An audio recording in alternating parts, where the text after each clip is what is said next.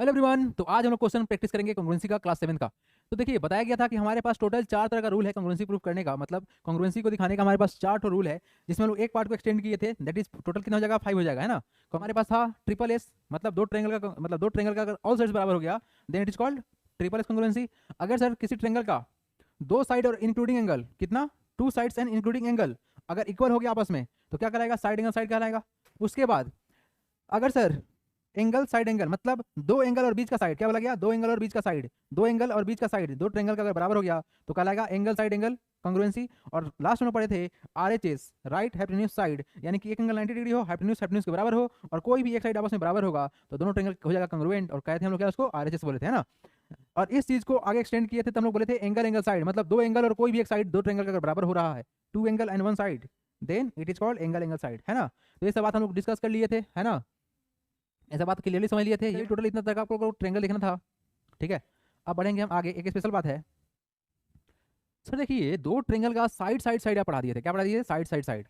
तो क्या angle angle angle बन सकता है क्या, नहीं बन सकता है, क्योंकि एंगल देखो, एक बात बताओ, अब एक बात बताओ, हम क्या बोल रहे हैं कि ये देखो बाबू, ये एक ट्रेंगल बनाए हैं जो कि 60-60 का है, कितना कितना का है, 60-60 का, मतलब इक्विलेटरल है। एक और ट्रेंगल बना रहे हैं वो भी हमारा क्या है, 60-60 का है, ये भी क्या हमारा 60-60 का है। मतलब यहाँ पे जो फिगर बना हुआ है, इसी फिगर समझ लीजिए आप लोग, फिगर वही बना हुआ है। ये ट्रेंगल है 60-60 का और ये भी ट्रेंगल कितना है, 60-60 का है। तो दोनों का एंगल बराबर हुआ ना आपस में, क्या साइड बराबर है, नहीं है। तो जब एंगल बराबर होता है तो हम कॉन्ग्रुएंट नहीं बोल सकते हैं, क्यों, कॉन्ग्रुएंट किसको बोलते हैं, जब दो फिगर एकदम बराबर हो। तो इसको अगर इस पर सेट करें तो बीच में चला जाएगा ना, ये तो बीच में घुस जाएगा, बराबर थोड़ी होगा। तो एंगल से नहीं कॉन्ग्रुएंट बनेगा, किससे बनेगा, साइड से कॉन्ग्रुएंट बनेगा। किससे बनेगा, साइड से बनेगा, एंगल से कॉन्ग्रुएंट नहीं बनेगा, यानी तीन एंगल से हम कॉन्ग्रुएंट नहीं बना सकते हैं। लेकिन अगर आप साइड देखो, अगर सर 6-6 सेंटीमीटर का सेम टू सेम ट्रेंगल बनाया जाए तो बराबर होगा, क्या होगा, बराबर होगा, है ना। साइड बराबर होना चाहिए तब तो जाके इसके ऊपर बैठेगा, अगर साइड बराबर ही नहीं हो तो बैठेगा कहाँ से, है ना। तो इस बात को अच्छे से नोट डाउन कर लो, एंगल एंगल साइड में बात नहीं बनेगा, क्यों, क्योंकि एंगल है। डन डन डन डन हो गया भाई लोग, बढ़े आगे चलो। पहला क्वेश्चन आप लोग के सामने प्रस्तुत है, ये क्वेश्चन, और देखिएगा ध्यान से क्वेश्चन क्या बोला गया है। बोला गया है exercise 16, state the correspondence between the vertices sides and angle of the flowing pair of congruent triangle. पहले ही बोल दिया गया है कि ट्रेंगल कैसा है, कांग्रुएंट है। तो हमको ये काम करना है कि इसके वर्टेक्स का रिलेशन दिखाना है कि कौन सा वर्टेक्स किसके बराबर होगा और कौन साइड किसके बराबर होगा और कौन सा एंगल किसके बराबर होगा।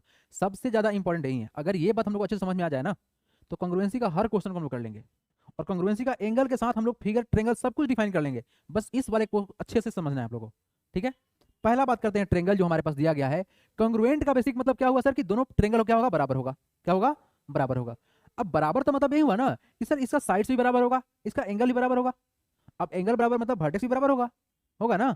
देखिए मतलब सर एक काम करते हैं, पहले एक ट्रेंगल बना ही लेते हैं, ठीक है। ट्रेंगल बना लेते हैं एबीसी, ट्रेंगल बना लेते हैं एबीसी, ए बी और सी। और एक और ट्रेंगल है ईएफडी, है ना। एक और ट्रेंगल बनाते हैं हम लोग ईएफडी, ठीक है। एक और ट्रेंगल बना लेते हैं ईएफडी, ई एफ और डी, ठीक है। EFD, E F D, E F D, okay ठीक है, ई एफ डी, ठीक है।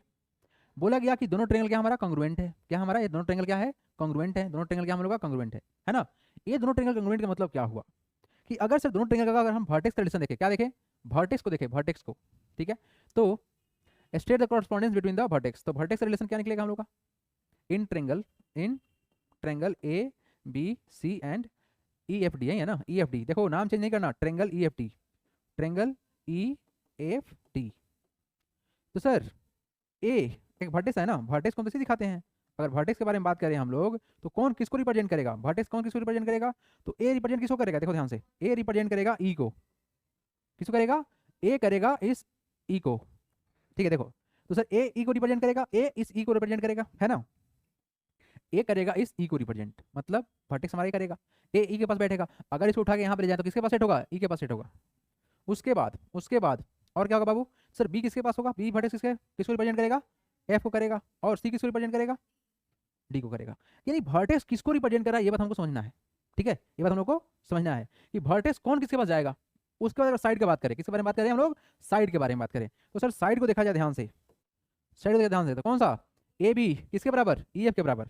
आपको लास्ट में एक बात हम और समझाएंगे कि सर जो ए बी है, क्या हम लोग का ए बी जो है, ए बी जो है किसके बराबर है, ई एफ के बराबर है। उसके बाद बी सी किसके बराबर होगा, बी सी जो होगा किसके बराबर होगा बाबू, एफ डी। और नेक्स्ट ए सी किसके बराबर होगा, ए डी के बराबर होगा ना। ए सी जो हमारा साइड होगा, ए साइड किसके बराबर होगा, ए डी के बराबर होगा, होगा ना। दैट इज ए सी होगा ई डी के बराबर, ए सी होगा ए डी के बराबर, ए सी बराबर क्या होगा, ई डी होगा। क्लियर, साइड रिप्रेजेंट कर दिए हम लोग। अब बारी है एंगल का, कि कौन एंगल कहाँ पे जाकर सेट होगा, ये बात जानना जरूरी है। तो सर अगर देखा जाए ध्यान से, तो सर एंगल तो सेट हो चुका अपना, क्या ही टेंशन लेना है इसमें। अगर सर एंगल का कॉरस्पॉन्डेंस देखे, सामने वाला देखे, तो क्या बनेगा बात एंगल के बारे में। सर एंगल के बारे में हम लोग बात करेंगे तो एंगल ए जो होगा क्या होगा, एंगल ए जो होगा हम लोग का, ए किसके बराबर होगा, एंगल ए किसके बराबर होगा, एंगल ई के बराबर होगा। और एंगल बी किसके बराबर होगा, एंगल बी एफ के बराबर होगा। और एंगल सी किसके बराबर होगा, डी के बराबर होगा। तो इतना फिगर बनने की जरूरत है क्या, बिना फिगर के बन सकता है क्या, यही बात हम लोग समझेंगे। देखना थोड़ा ध्यान से कि बात किया क्या गया है। सर इस चीज को देख के हम बता सकते हैं, देखिए ए इस ई वर्टेक्स को रिप्रेजेंट कर रहा है, ए इस ई को रिप्रेजेंट कर रहा है, बी इस एफ को रिप्रेजेंट कर रहा होगा, बी इस एफ को रिप्रेजेंट कर रहा है यहाँ पर देखो, सी इस डी को रिप्रेजेंट करेगा, सी इस डी को रिप्रेजेंट किया यहाँ पर। अर्थात हम जिस तरह से अरेंजमेंट यहाँ पर लिखे हुए हैं डिटो सेम टू सेम आपको दिखेगा इस फिगर में। अगर इस फिगर को चेंज कर दिया जाएगा तो बात गड़बड़ हो जाएगा। बस समझ में आ रहा है, ओरिएंटेशन बहुत ज़्यादा जरूरी है। आप वहां पर अगर ए बी सी है और डी ई एफ कर देंगे ट्रेंगल तो बात गड़बड़ हो जाएगा। अगर आप ट्रेंगल बना लोगे तो सी टी के साथ आप करोगे, कोई कंफ्यूजन नहीं होगा। उसके बाद ई एफ डी को अच्छे से अरेंज करोगे तो कोई कंफ्यूजन होगा ही नहीं। नहीं चाहते हो तो डायरेक्ट आप यहां से कंपेयर कर सकते हो। देखो ए किसको रिप्रेजेंट कर रहा है, ई को। देखो क्या करेंगे, अगर देखो बाबू मेरे, अगर सर ए बी सी लिख दिया गया यहाँ पर और लिख दे ई एफ डी, क्या लिख दे, ई एफ डी लिख दें, तो ए के साथ कौन बैठा हुआ, ई, बी के पास कौन बैठा हुआ, एफ बैठा हुआ, सी के पास कौन बैठा हुआ, डी बैठा हुआ। तो क्या ऐसा ही कुछ है ना, ऐसा ही। अच्छा एंगल समझते हैं, सॉरी साइड समझते हैं, साइड। अब देखो साइड की बात अगर बात किया जाए तो साइड में क्या देखेंगे, देखो ध्यान से, ए बी एक, देखो साइड में हम दो दो वर्टेक्स को ज्वाइन करते हैं तब ना साइड मिलता है, मतलब दो पॉइंट ज्वाइन करेंगे तब ना मिलेगा। दो पॉइंट है, कौन कौन सा पॉइंट, तो मान लेते हैं ए बी है और क्या है, बी सी पॉइंट दो होगा, ए सी पॉइंट दो होगा, तभी तो एक लाइन बनेगा। तो साइड के बारे में अगर हम बात करें तो हमेशा दो पकड़ेंगे, क्या पकड़ेंगे, दो पकड़ेंगे। तो पहला अगर पकड़ते हैं हम लोग तो ए बी पकड़ेंगे, क्या पकड़ेंगे, ए बी किसके बराबर होगा, ई एफ के बराबर होगा। देखो तो यहाँ से ए बी किसके बराबर, ई एफ के बराबर है, ए बी ई एफ के बराबर हुआ। इसमें भी दिख रहा है ना, जो चीज़ यहाँ दिख रहा है यहाँ पे दिख रहा है, दिख रहा है कि नहीं दिख रहा है। अरे भाई ए बी यहाँ, ई एफ भी यहाँ, ए बी ई एफ यहाँ पर है। ये प्रॉपर अरेंजमेंट होता है, यही बोले थे आप लोग कांग्रुएंसी में कि बाबू थोड़ा अच्छे से अरेंज करके दिखना है, नहीं तो बात गड़बड़ होगा ना, तो सब कुछ बदल जाएगा। तो देखो तो ए बी के साथ ये बैठा हुआ है। उसके बाद आगे बढ़ो आगे बढ़ो आगे बढ़ो। अगर सर आगे हम लोग चेक करते हैं तो देखिए ध्यान से यहाँ पर बी सी के साथ, बी सी एक साथ है तो एफ डी एक साथ है। देखो तो बी सी और एफ डी एक साथ बैठा हुआ है यहाँ पर। और एक और साइड जो हमारे पास है, अगर उसको हम लोग रिप्रेजेंट करना चाहते हैं, देखो ध्यान से आउटर में ए सी, तो यहाँ पर ई डी है। देखो तो ए सी ई डी का रिलेशन है, तो हम ऐसे भी चेक कर सकते हैं। और आगे बढ़िए, एंगल देखा जाए तो एंगल ए किसके बराबर, ई के बराबर, एंगल ए किसके बराबर, ई के बराबर, एंगल बी किसके बराबर, एफ के बराबर, और एंगल सी किसके, डी के बराबर। तो डिटो सेम टू सेम जो चीज आपको यहाँ दिख रहा है ना, वही चीज यहाँ पे आप लिखे हैं, कुछ नहीं किए हैं। यानी कि इस ट्रेंगल को जब कांग्रुएंट हम प्रूव करते हैं तो किस तरह से आप यहाँ पे लिख रहे हैं वो चीज मैटर करेगा बाबू। आगे चलिए जब कांग्रुएंसी आप लोग डिटेल में पढ़ेंगे क्लास 9 में तो ये सब चीजें मैटर करेगा। ये बहुत इंपॉर्टेंट है आप लोग के लिए, ओरिएंटेशन समझना बहुत जरूरी है। जल्दी से नोट डाउन करेंगे, अगला क्वेश्चन खुद से करके दिखाएंगे हमको। चलिए जल्दी करें जल्दी करें। नेक्स्ट क्वेश्चन जो है क्वेश्चन नंबर 2, ये देखिए स्टार्ट करते हैं क्वेश्चन को। क्वेश्चन में बोला गया है given below are the pair of congruent triangle. बोला गया ट्रायंगल कैसा कांग्रुएंट है, state the property of the congruency and name the congruent triangle in each case. आपको बताना है कि कौन सा प्रॉपर्टी से कांग्रुएंट होगा और कौन कौन ट्रायंगल का नाम बनेगा। जैसे ट्रायंगल हमारा है यहाँ से ए बी सी दिख रहा है ऐसे, और क्या है डी एफ है, लेकिन कौन सा ट्रायंगल किस एंगल के साथ तुम्हारा कांग्रुएंट होगा ये बताना है। ये नहीं बोल सकते हैं कि A B C congruent to D F, नहीं बनेगा, बात गड़बड़ हो जाएगा।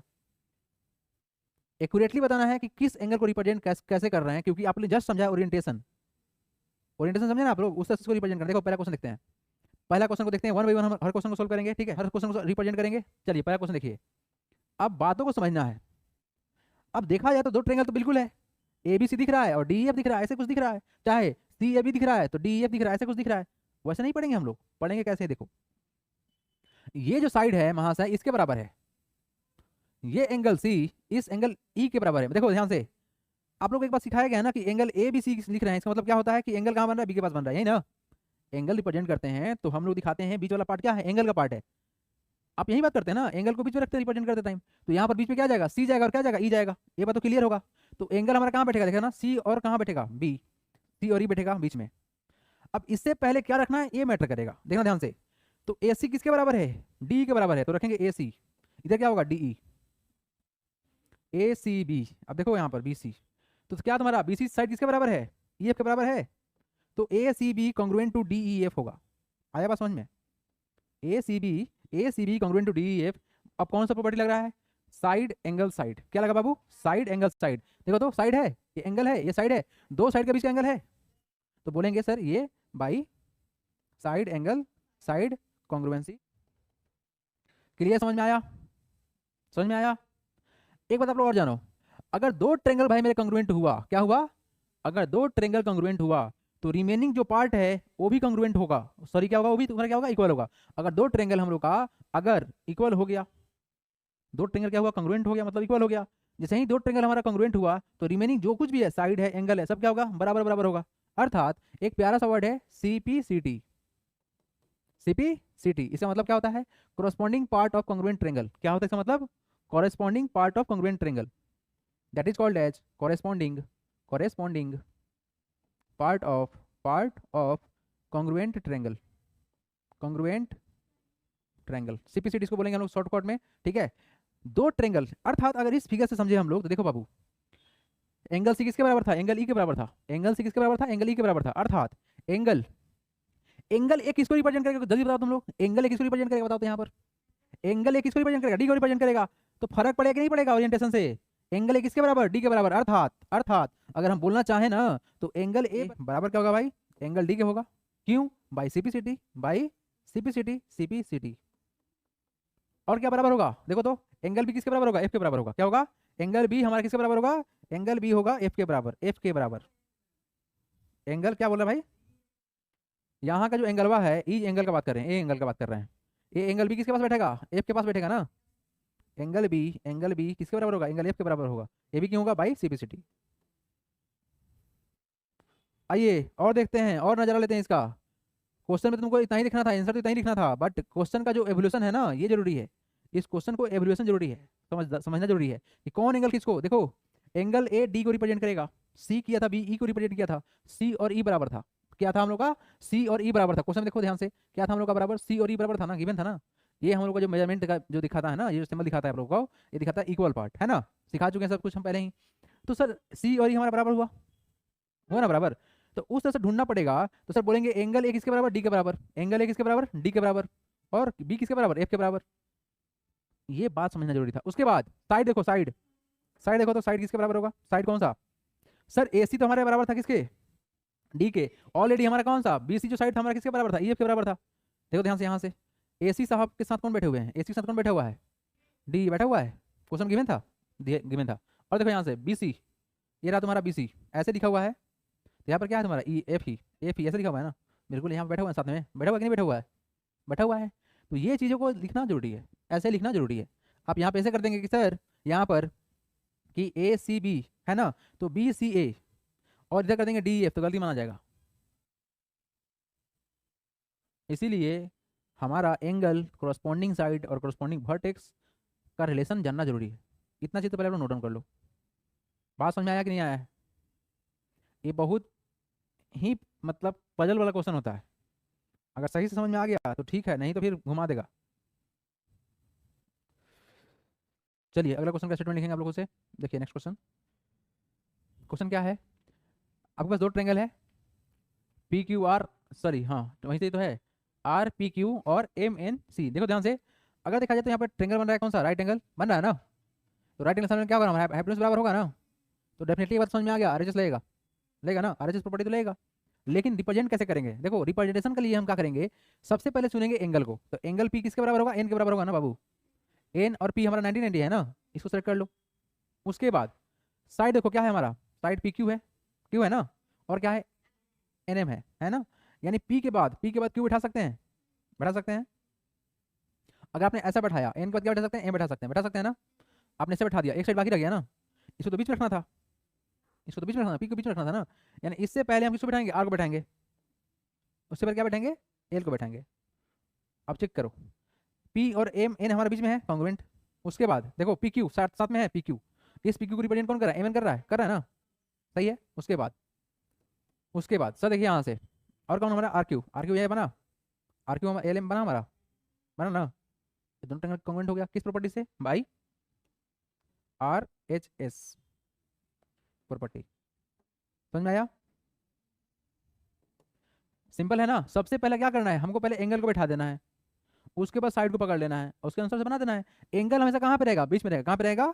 एंगल रहेगा बीच में, मिडिल में रहेगा। एंगल को बस इतना ध्यान देना कि एंगल को रखना है बीच में हमेशा, ताकि चीज़ों को रिप्रेजेंट करना आसान हो जाए। है कि नहीं? क्लियर? क्या कोई दिक्कत? अब किसी के मन में चल रहा होगा एक बात कि सर क्या यहाँ पर थोड़ा सा अगर चेंज करें तो कोई फर्क पड़ेगा कि नहीं पड़ेगा? मतलब पी नहीं, QPR क्या कॉन्ग्रुएंट माना जाएगा? MN और L के क्या कॉन्ग्रुएंट होगा? बिल्कुल होगा कॉन्ग्रुएंट। आपने सबको चेंज किया है, दोनों तरफ चेंज किया है, इधर चेंज किया तो इधर भी चेंज किया है। अब अगर कोई बोल दे कि QPR क्या LMN, तब डाउट मन में आएगा, नहीं भाई तुम यहाँ पे गड़बड़ कर रहे हो। अगर चेंज करे तो दोनों तरफ करो, नहीं तो एक तरफ भी नहीं बर्दाश्त होगा। बात समझ में आया क्या? अगर आप ऐसे लिखना चाहते हो मेरे भाई तो आपको इधर भी चेंज करना पड़ेगा। अब रिप्रेजेंटेशन समझो, P और N हमारा बीच में है, बिल्कुल सर सही है, कोई दिक्कत नहीं है ना बीच में? अगर बीच में तो कोई दिक्कत की बात नहीं है। P और N हमारा एंगल था। उसके बाद देखो रिलेशन किसका था? P और Q का था ना। देखो P के साथ बैठा हुआ है, और रिलेशन किसका था? M और N का साथ था ना, M और N साथ बैठा हुआ है। और सर कौन सा बराबर है? तो RQ, लो RQ बाहर बाहर, M और L बाहर बाहर। ओरिएंटेशन जैसा यहाँ पे था वहीं से ही है, यहाँ पे है। ये साथ में बैठा हुआ है और ये बाहर बाहर बैठा हुआ है। यहाँ देखो साथ में बैठा हुआ था, एक साथ में बैठा हुआ था PQ, तो NM साथ में बैठा हुआ था और बाहर बाहर बैठा हुआ था। ऐसा होना जरूरी है। अगर ऐसा नहीं हो रहा है ना तो चमत्कार हो रहा है, मतलब गलती हो रहा है। आप वर्टेक्स को रिप्रेजेंट नहीं कर पाओगे फिर। मतलब इसको इस पर सेट करना चाहें तो कौन जगह कहाँ पे बैठेगा बताओ? अगर हम लोग रिप्रेजेंट करना चाहें वर्टेक्स को तो सबसे पहला बात कि सर P तो हमारा किसको रिप्रेजेंट करेगा? N को करेगा।